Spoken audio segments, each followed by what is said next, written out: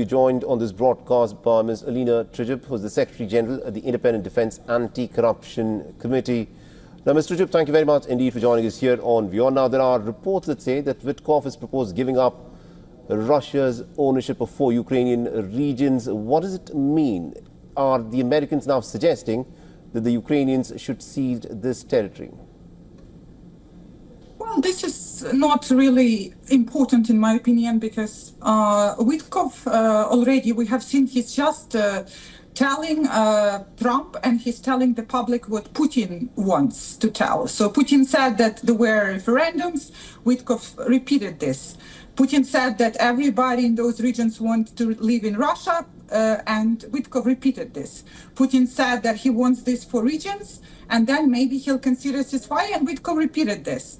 However, I think even Donald Trump realizes himself right now that Putin is not really willing to have any ceasefire.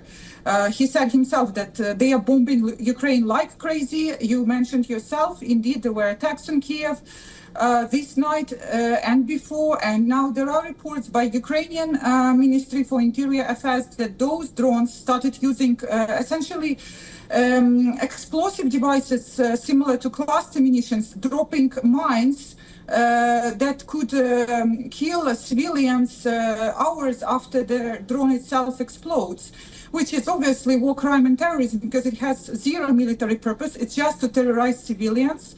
President Zelensky just visited the site where Russia killed 9 children by ballistic missile on a playground in Kyiv. So we don't see any signs of ceasefire, and definitely it's absolutely not true that when Witkoff says that if Ukraine gives away 4 regions, there will be a ceasefire, and I think Trump fully understands it at this point. You know, it's interesting that you mentioned that if Ukraine were to cede those territories to Russia, you say that there still will not be ceasefire.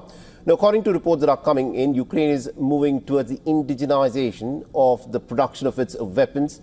It is relying increasingly on the backing of the Europeans, and also there is a lot of ill feeling about this proposed minerals deal that Donald Trump has put forth now, where Ukraine effectively has to give up all of its profits for any minerals that are extracted from Ukraine.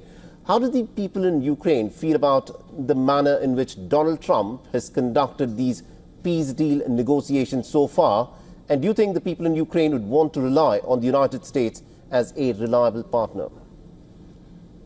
Obviously, this is something very upsetting for Ukrainian people to see that when one big empire, Russia, wanted to invade Ukraine with force, killing our kids, Trump started to behave as if he is another big empire who wants some minerals from Ukraine, and he doesn't feel any moral obligation to help defend Ukraine, because we were American ally and we were attacked by aggressive regime, and we need support from our allies. So of course it's upsetting. However, Ukrainians, like you said, they rely on themselves a lot. This is our country, and of course nobody will allow to trade any territories of our country unless our people decide so. So that's why Ukrainian spirit is very strong, despite American rhetoric. Moreover, Europe supports Ukraine right now.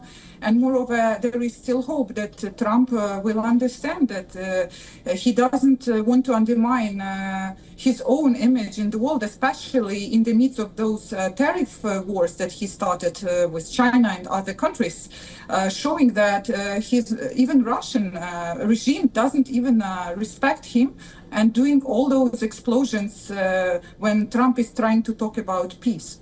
All right, interesting. We'll have to leave it there. Thank you very much indeed, Ms. Alina Trijub, for joining us with our perspective there. Thank you.